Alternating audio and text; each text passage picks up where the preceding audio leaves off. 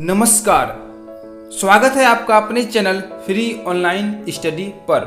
दोस्तों, आज का इस वीडियो में हम लोग बात करने वाले हैं जैक बोर्ड एग्जाम का। दोस्तों, जो JCERT यानी झारखंड शैक्षिक अनुसंधान एवं प्रशिक्षण परिषद रांची के द्वारा जो मॉडल प्रश्न पत्र जारी किया गया है, जिसका हम लोग सेट 1 ठीक है विषय जो है विज्ञान का पूरा सॉल्यूशन इस वीडियो में जानने वाले हैं। तो दोस्तों, आप लोग वीडियो के अंत तक बने रहें। तो चलिए स्टार्ट करते हैं।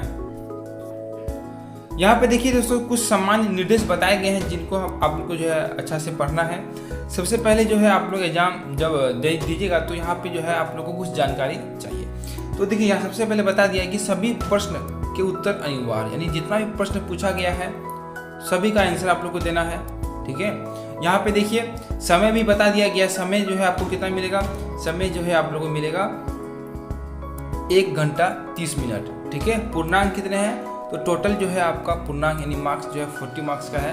ठीक है, और यहाँ पे साफ कहा गया है कि टोटल जो है प्रश्न यानी रहेंगे आपके 40। प्रत्येक प्रश्न के लिए 1 अंक मिलेगा।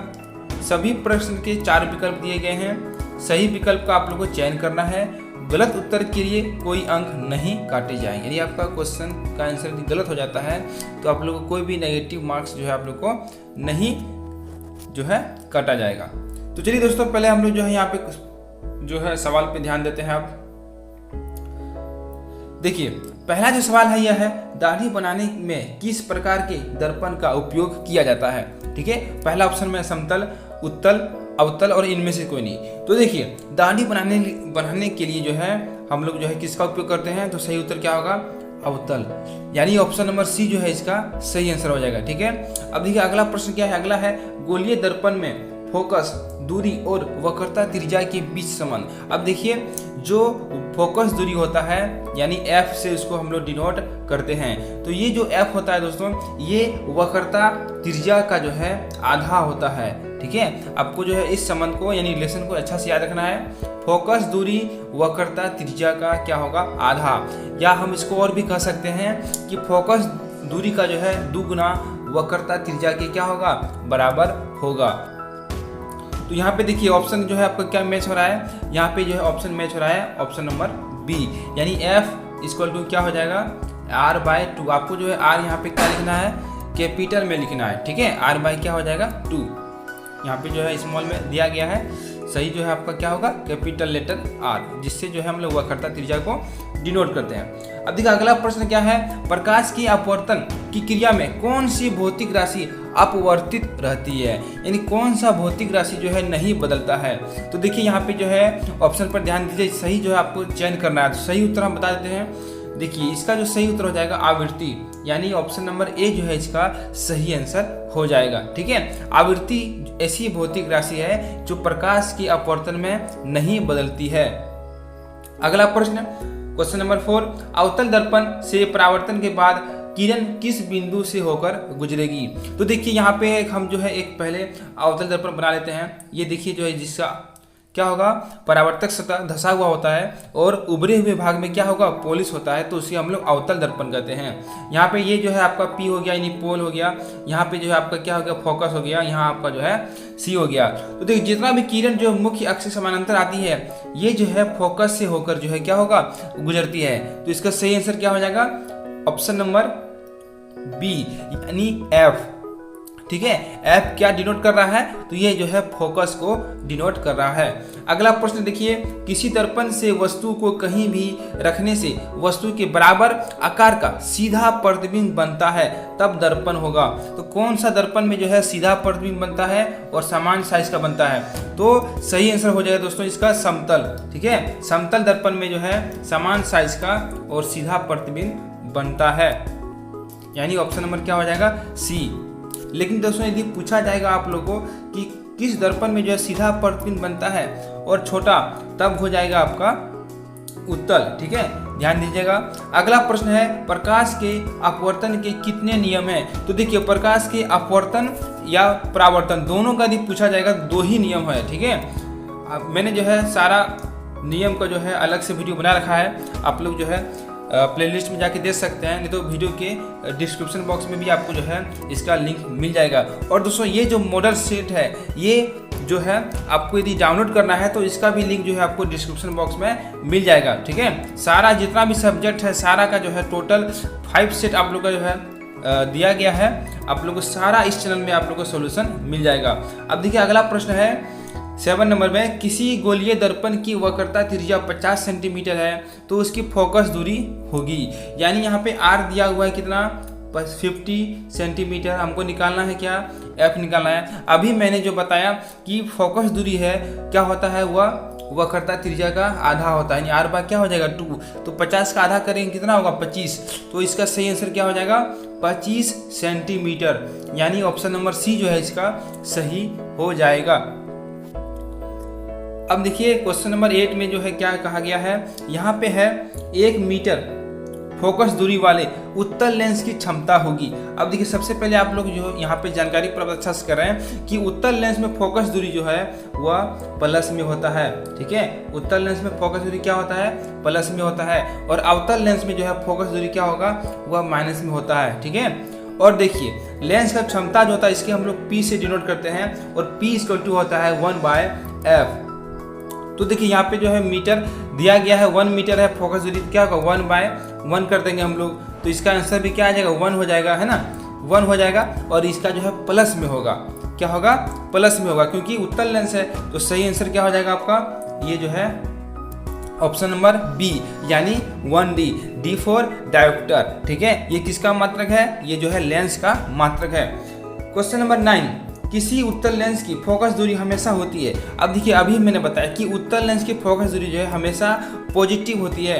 क्या होती है, पॉजिटिव होती है। तो ऑप्शन नंबर ए जो है आपका क्या हो जाएगा, सही हो जाएगा। लेकिन यदि पूछा जाएगा कि अवतल लेंस की फोकस दूरी क्या होती है तो क्या हो जाएगा, नेगेटिव। ठीक है, अब देखिए अगला प्रश्न क्या है, प्रकाश का वेग न्यूनतम होता है। अब देखिए प्रकाश का वेग किस में न्यूनतम होगा, निर्वात में, जल में, वायु में, कांच में। तो देखिए सबसे ज्यादा होता है निर्वात में। ठीक है ना, कितना होता है 3 × 10⁸, और कम बोलेगा तो यहाँ पे जो है दोस्तों सबसे कम हो जाएगा यहाँ पे कांच में। ठीक है, कांच में जो है यहाँ पे कम होगा, क्योंकि देखिए कांच में जो है होता है 2 × 10⁸ मीटर/सेकेंड। ठीक है, और वायु यहाँ पे है, जल में जो है बता देते हैं आपको, जल में होगा 2.25 × 10⁸, और निर्वात में मैंने अभी बता दिया 3 ×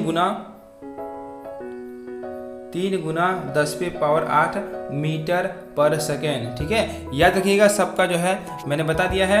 सभी ऑप्शन पर भी हम लोग जो है विचार करेंगे। तो देखिए क्वेश्चन नंबर 11 क्या है, 4D क्षमता वाले अवतल लेंस की फोकस दूरी होगी। अब देखिए अवतल लेंस है, फोकस दूरी हमेशा जो है किस में होगा, माइनस में होगा। लेकिन यहाँ ऑप्शन किसी में भी नहीं दिया गया है, तो इसमें जो है ऑप्शन में जो है गलत दिया गया है, माइनस में ही होगा। लेकिन यहाँ पे हम लोग पहले निकाल लेते हैं कि क्या होगा। देखिए P = क्या होगा 1/f, तो F = क्या होगा 1/p। ठीक है ना, तो F भी = हो जाएगा 1/p। तो देखिए यहाँ पे हम लोग F = लिखेंगे 1/4 हो गया मीटर में, लेकिन यहाँ आंसर में क्या दिया गया है, ये सेंटीमीटर में दिया गया है। तो इसको हम लोग 100 से क्या करेंगे, इंटू करेंगे, तो कितना में जाएगा, ये कैंसिल यानी कट जाएगा 25, यानी 25 क्या होगा, सेंटीमीटर। ठीक है, ऑप्शन नंबर जो है बी होगा। लेकिन यहाँ पे कुछ आपको जो है चेंज कर लेना है, क्या हो जाएगा -25 सेंटीमीटर। ठीक है, क्योंकि अवतल लेंस है और फोकस दूरी हमेशा माइनस में ही होगा। ठीक है, यहाँ पे जो है आपका गलत दिया गया है। क्वेश्चन नंबर 12, किसी उत्तल लेंस का फोकांसर यानी एफ का मान, ठीक है, 50 सेंटीमीटर है तो उसकी क्षमता होगी। अब देखिए एफ दिया गया है 50, और हमको क्या बोला है पी निकालने के लिए, तो P = होता है 1/f, यानी 1/, क्या हो जाएगा 50। ये होता है सेंटीमीटर में दिया गया है, और इसका मान एफ का मान यहाँ पे क्या लेना है, हमको मीटर में लेना। यही मेरा जो है क्या है, SI यूनिट है। तो इसको क्या करना होगा, सेंटीमीटर को मीटर में बदलने के लिए 100 से हमको जो है डिवाइड देना होगा। ये 100 कहाँ चला जाएगा, ऊपर चला जाएगा, तो यानी 100/, क्या हो जाएगा 50, जो कट जाएगा आपका 2 बार में। तो यानी सही आंसर इसका क्या हो जाएगा 2D। ठीक है, और इसका जो है हमको पॉजिटिव में लेना है, उत्तल लेंस है इसलिए +2D। अगला सवाल, प्रकाश का वेग सर्वाधिक होगा। ये क्वेश्चन जो हम लोग पहले ही कर लिए हैं। प्रकाश का वेग सर्वाधिक किसमें होगा? निर्वात में। ठीक है, ऑप्शन नंबर जो है डी। दिए गए प्रक्रम में कौन ऊष्माक्षेपी? अब देखिए ऊष्माक्षेपी मतलब क्या होता है कि जिसमें ऊष्मा का क्या होता है? क्षेपण, यानी ऊष्मा बाहर निकलता है, उस अभिक्रिया को कहते हैं ऊष्माक्षेपी। एक और होता है ऊष्माशोषी, जिसमें ऊष्मा का अवशोषण होता है। ठीक है, तो देखिए यहाँ पे जो है सही आंसर जो है क्या हो जाएगा? शोषण। ठीक है, यहाँ पे गलत जो है इसका स्पेलिंग है। शोषण में क्या होगा? ताली वर्षो होगा आधा और वह सोना। ठीक ना, तो श्वसन प्रक्रिया जो है यह ऊष्माक्षेपी है, क्योंकि इसमें जो है ऊष्मा के रूप में ऊर्जा का क्या होता है? बाहर की ओर निकलता है। ठीक है, अब देखिए अगला प्रश्न है, चिप्स के पैकेट विकृत गंधिता से बचाने के लिए कौन सी गैस डाली जाती है? यानी आप लोग पढ़े होंगे संक्षारण और विकृत गंधिता, जिसमें जो है क्या होता है? कुछ समय के बाद पदार्थ में गंध और स्वाद जो है उसका बदल जाता है, जिसे हम लोग क्या कहते हैं? विकृत गंधिता। तो दोस्तों इसके बचाने के लिए हम लोग क्या करते हैं? तो इससे बचाने के लिए हम लोग प्रति ऑक्सीकारक का भी यूज कर सकते हैं, और चिप्स की थैली में क्या देते हैं हम लोग? नाइट्रोजन का, यानी नाइट्रोजन गैस हम लोग जो है इसमें डाल देते हैं, जिससे चिप्स का जो क्या होता है? उपचयन नहीं होता है और वह खराब होने से बच जाता है। अगला प्रश्न है, जंग लगना किस प्रकार का अभिक्रिया है? तो देखिए जंग में क्या होता है कि इसमें जो है लोहे की वस्तु पे जो है जल और जो है हो गया, जैसे नमी हो गया है ना, इसके संपर्क में आने पे जो उसका रंग क्या हो जाता है? भूरा रंग का जो है हो जाता है। तो यहाँ पे जो है उसमें फेरक ऑक्साइड का निर्माण होता है। तो इसमें क्या हो जाएगा? संयोजन। संयोजन अभिक्रिया जो है जंग लगना, इसी का जो है प्रकार है। अगला प्रश्न है, दिए गए अभिक्रिया में किस पदार्थ का उपचयन हो रहा है? तो देखिए उपचयन और अपचयन के बारे में आप लोग भली भांति जानते होंगे, दोनों मिला के जो है रेडॉक्स अभिक्रिया कहा जाता है। तो उपचयन में क्या होता है कि उपचयन में जब बात करेंगे तो इसमें जो है O2 की क्या होगा मात्रा, जो ऑक्सीजन का मात्रा बढ़ जाता है, और हाइड्रोजन जो है क्या होता है? उसका मात्रा घट जाता है। तो यहाँ पे देखिए साफ जो है यहाँ दिख रहा है कि C जो है आगे जाके क्या बन रहा है? CO, यानी इसमें ऑक्सीजन जाके मिल रहा है, इसलिए उपचयन किसका हो जाएगा? कार्बन का, यानी C का। और अपचयन पूछेगा यहाँ पे, तो अपचयन किसका होगा? अपचयन हो जाएगा आपका ZNO का, जिंक ऑक्साइड का, क्योंकि ZNO आगे जाके क्या बन गया? Zn, वो जो है इससे हट गया। तो वो यदि हट गया यानी कमी आ गया, इसलिए उसमें क्या हो गया? अपचयन हो गया।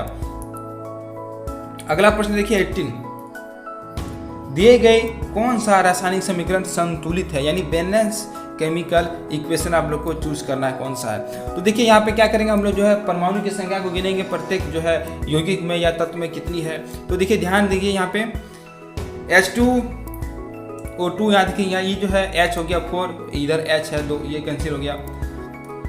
4Al यानी एल्युमिनियम, यहाँ पे देखिए 2Al है, कैंसिल हो गया, ये भी नहीं होगा। 2Cu, यहाँ पे 1Cu है, ये भी खत्म हो गया। तो होना चाहिए था क्या? अब ये के नंबर ही होना चाहिए। तो यहाँ पे लेकिन हम लोग देख रहे हैं कि यहाँ पे O जो है आपका कितना हो गया? 3, और यहाँ O 4, O यहाँ है 2 और यहाँ 2, 4 O। ठीक है, कार्बन पर देखिए, कार्बन यहाँ हो गया 3 और यहाँ कार्बन जो है आपका कितना हो गया? 1। तो कार्बन में ये जो है मेल नहीं खा रहा है। ऐसा क्यों हुआ?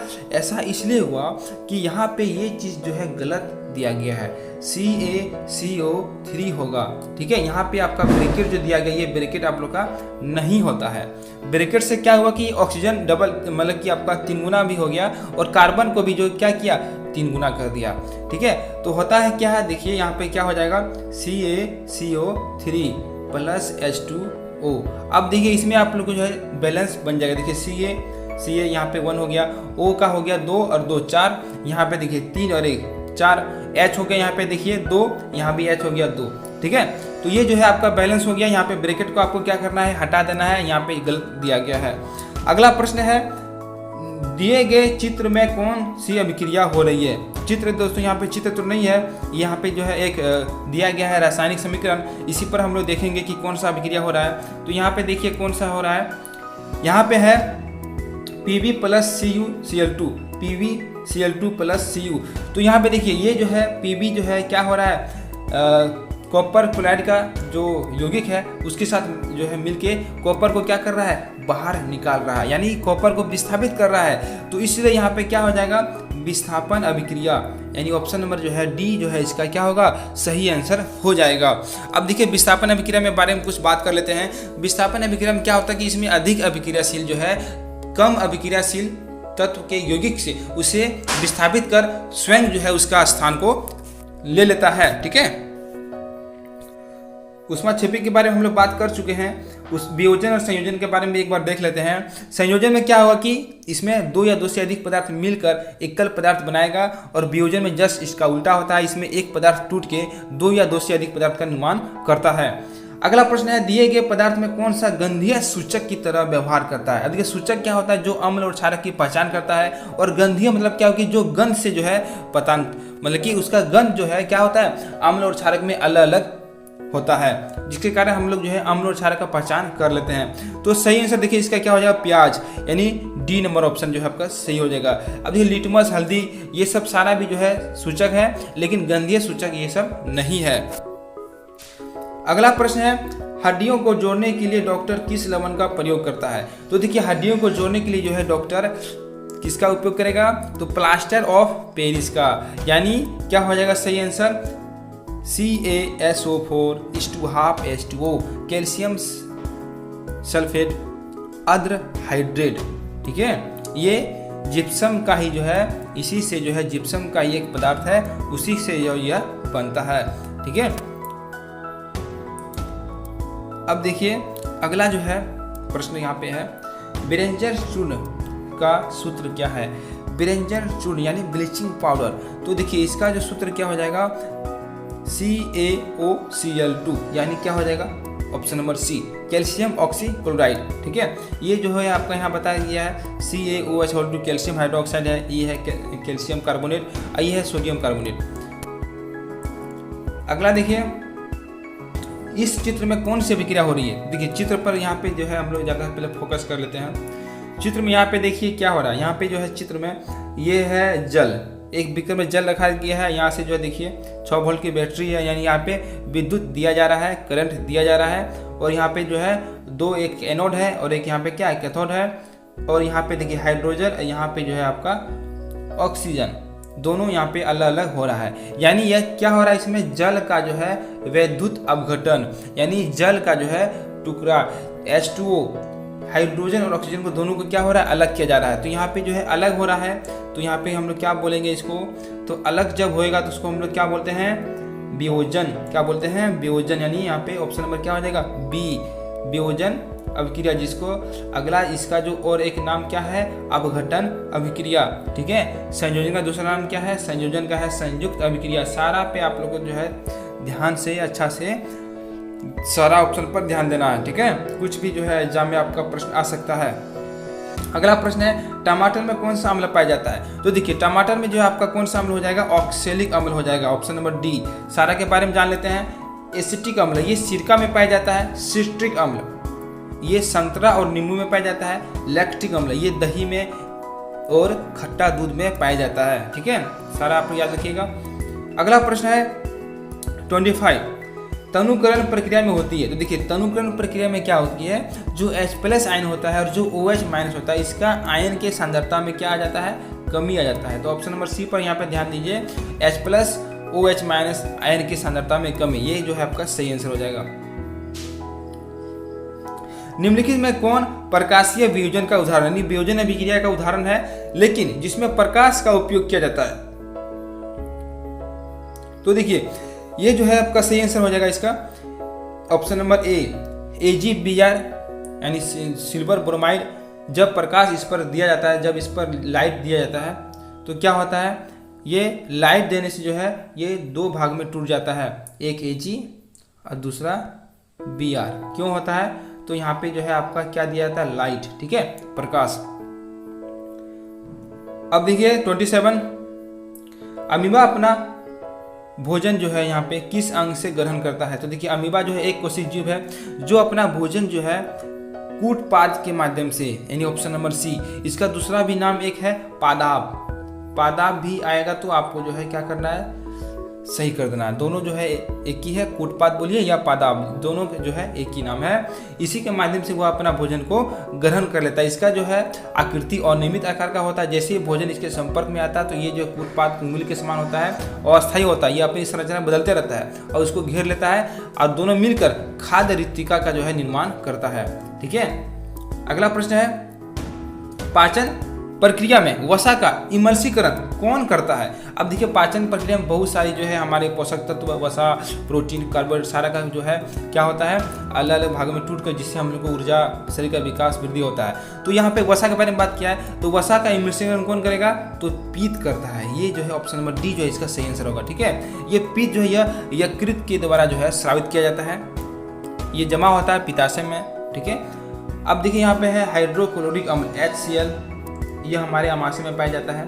जो आमाशय की आंतरिक भित्ति में जो जठर ग्रंथियां होती है उनके द्वारा इनका जो है स्राव होता है, और उसमें से जो है श्लेष्मा का भी जो है आपका स्राव होता है, पेप्सिन का भी स्राव होता है। तीनों जो है आमाशय के द्वारा ही जठर ग्रंथियां से निकाला जाता है। सबका अपना अलग अलग काम है। HCl जो है यह क्या करता है? भोजन को अम्लीय माध्यम बनाता है ताकि पेप्सिन एंजाइम जो है काम कर सके। ठीक है, ये प्रोटीन को पचाता है, ध्यान दीजिएगा। और श्लेष्मा क्या करता है? HCl जो हमारे उदर पर निकलता है इसका प्रभाव को कम करने का काम करता है श्लेष्मा। ठीक है, जिससे हम लोग के पेट में जो है कोई भी तरह का क्षति नहीं होता है। अब देखिए अगला प्रश्न, यहाँ पे दोस्तों आपको सारी जानकारी बहुत ही अच्छी तरह से मिलेगी। ठीक है दोस्तों, वीडियो को आप लोग ज़्यादा से ज़्यादा लाइक करें, शेयर करें, और अभी तक आप हमारे चैनल को सब्सक्राइब नहीं किए तो अभी सब्सक्राइब करके बेल आइकन को प्रेस करना ना भूलें। दोस्तों पूरा जो है आपका सेट जितना भी आप लोग का आया गया है 5 है ना, प्रत्येक सब्जेक्ट का सारा का आप लोग को यहाँ पे सॉल्यूशन मिल जाएगा। ठीक है, तो दोस्तों वीडियो पे आप लोग जो है यहाँ पे अंत तक बने रहें। अगला सवाल देखिए यहाँ पे क्या है, निम्नलिखित में से किस जीव में स्वपोषी पोषण होता है? अब देखिए स्वपोषी और परपोषी दो तरह का पोषण होता है। जो स्वयं भोजन बनाएगा उसको स्वपोषी बोलेंगे, जो दूसरे पर आश्रित रहेगा उसको परपोषी बोलेंगे। ठीक है, तो स्वपोषी के बारे में बोला गया। देखिए तो अमरबेल, कवक, अमीबा सब जो है क्या है? परपोषी है। यहाँ पे आम जो है ये आपका क्या हो जाएगा? स्वपोषी पोषण। ठीक है, अगला प्रश्न है मानव हृदय में कितने कोष्ठक होते हैं? तो देखिए मानव का जो हृदय होता है इसमें 4 कोष्ठक होते हैं, 2 अलिंद होता है और 2 निलय होता है। ठीक है, अगला प्रश्न है श्वसन वर्णक किसे कहते हैं? अब देखिए श्वसन वर्णक जो है वह हीमोग्लोबिन को कहा जाता है, यानी ऑप्शन नंबर बी जो है इसका क्या हो जाएगा? सही हो जाएगा। क्लोरोफिल भी वर्णक है, लेकिन इसे जो है हरा वर्णक कहता है। ये पत्तियों में पाया जाता है, जिसके कारण जो है प्रकाश संश्लेषण विधि होता है और भोजन जो है पत्तियों के द्वारा बनाया जाता है। अगला प्रश्न है उत्सर्जन तंत्र की क्रियात्मक इकाई क्या है? तो देखिए उत्सर्जन तंत्र का जो है क्रियात्मक इकाई है नेफ्रॉन, जिसे जो है विरकाणु भी कहा जाता है। तो ऑप्शन नंबर सी जो है इसका क्या हो जाएगा? सही आंसर हो जाएगा। और नेफ्रॉन भी रहेगा तो आप लोग को जो है सही करना है। ठीक है,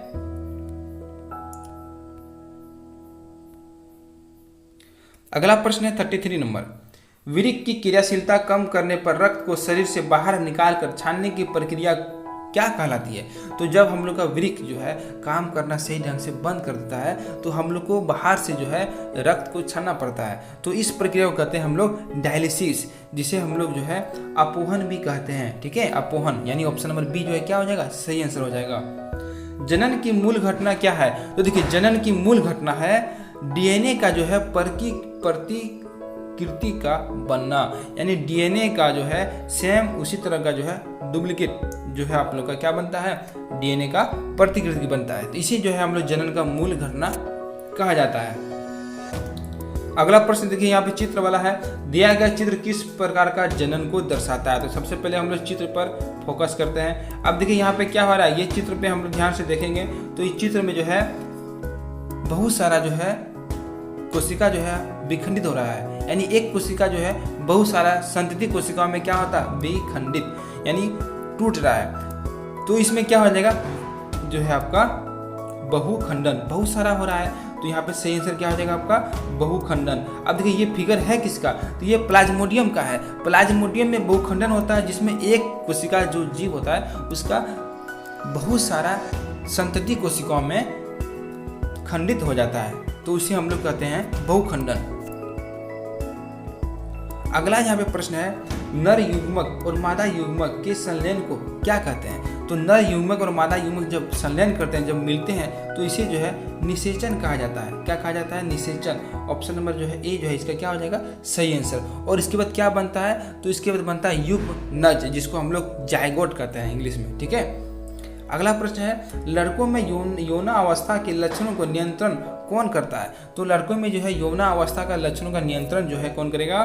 तो टेस्टोस्टेरोन। क्या होगा? यहाँ पे देखिए ऑप्शन नंबर ए में जो है आपका यहाँ है टेस्टोस्टेरोन। ठीक है, ये जो है नर जो है आप लोग का हार्मोन है, जिसके में लड़कों में जो है बहुत सारा परिवर्तन को लाता है।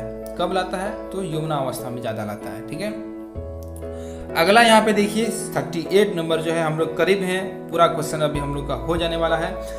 सौर स्थिरांक का मान क्या है? तो देखिए सौर स्थिरांक का मान है मैंने कि सूर्य का जो रोशनी होता है, जिसे हम लोग सौर ऊर्जा कहते हैं, जिससे हम लोग बहुत सारा जो है ईंधन के रूप में और भी बहुत सारा उपयोग हम लोग लाते हैं। तो जब सौर ऊर्जा का जो पावर जो रहेगा वह कितना मीटर स्क्वायर में कितना समय में जो है हमारी सतह पर पड़ता है, इसका मान निकालना है। तो देखिए इसका सही से बताते हैं हम 1.4 किलोवाट पर मीटर स्क्वायर। क्या हो जाएगा? ऑप्शन नंबर जो है ए 1.4 किलोवाट पर मीटर स्क्वायर। यदि यही नहीं रहेगा तो आप लोग का जो आंसर जो है 1.4 ठीक है जूल पर सेकेंड पर मीटर स्क्वायर, ये भी आप लोग को जो है रहेगा तो सही कर देना है। ठीक है, क्योंकि जूल पर सेकेंड जो है ये वाट के बराबर होता है। शक्ति बराबर क्या होता है? कार्य बटा समय। शक्ति बराबर क्या होता है? यानी सॉरी P बराबर क्या होता है? W/T। तो देखिए P यानी पावर का क्या हो जाएगा? वाट, और वर्क का क्या होगा? जूल, और समय का क्या होगा? सेकेंड। तो W क्या होगा? जूल पर सेकेंड। तो यहाँ पे जो है जूल पर सेकेंड की जगह पे क्या आ गया है? वाट आ गया है। ठीक है, तो 1.4 जूल पर सेकेंड पर मीटर स्क्वायर भी आपका जो है ये हो सकता है। अगला यहाँ पे है जैव गैस का मुख्य घटक क्या है? अब देखिए जैव गैस यानी बायोगैस है ना, इसमें सबसे ज्यादा जो है आप लोग का क्या होता है? मीथेन गैस होता है। ऑप्शन नंबर क्या होगा? डी। 80 से 85% जो है आप लोग का लगभग मीथेन गैस इसमें रहता है। अब देखिए अंतिम प्रश्न पे हम लोग आ चुके हैं। तो देखिए अंतिम प्रश्न क्या है? महासागरीय तापीय ऊर्जा प्राप्त करने के लिए महासागर के पृष्ठ के जल का ताप और 2 किलोमीटर यहाँ पे होगा 2 किलोमीटर शायद होगा यहाँ पे, गहराई के जल का ताप में कितना का अंतर होना चाहिए? तो देखिए कितना का अंतर होना चाहिए? 20 डिग्री सेल्सियस का अंतर होना चाहिए। ऑप्शन नंबर जो है यहाँ क्या हो जाएगा? ए जो है इसका सही हो जाएगा। ठीक है, तो दोस्तों आज का इस वीडियो में हम लोग जो है साइंस का जो है सेट 1 का पूरा सॉल्यूशन किया। अगले वीडियो में हम लोग जो है सेट 2 भी करेंगे, सेट 3, सेट 4 सारा करेंगे, और भी सब्जेक्ट का भी करेंगे। ठीक है, तो दोस्तों आप लोग जो है वीडियो को जो है ज़्यादा से ज़्यादा लाइक करें, शेयर करें, और यदि आप अभी तक हमारे चैनल को सब्सक्राइब नहीं किए हैं तो अभी सब्सक्राइब करके बेल आइकन को प्रेस करना न भूलें। तो दोस्तों आप मिलते हैं अगले वीडियो में कुछ नई जानकारी के साथ। तब तक के लिए बाय, थैंक यू।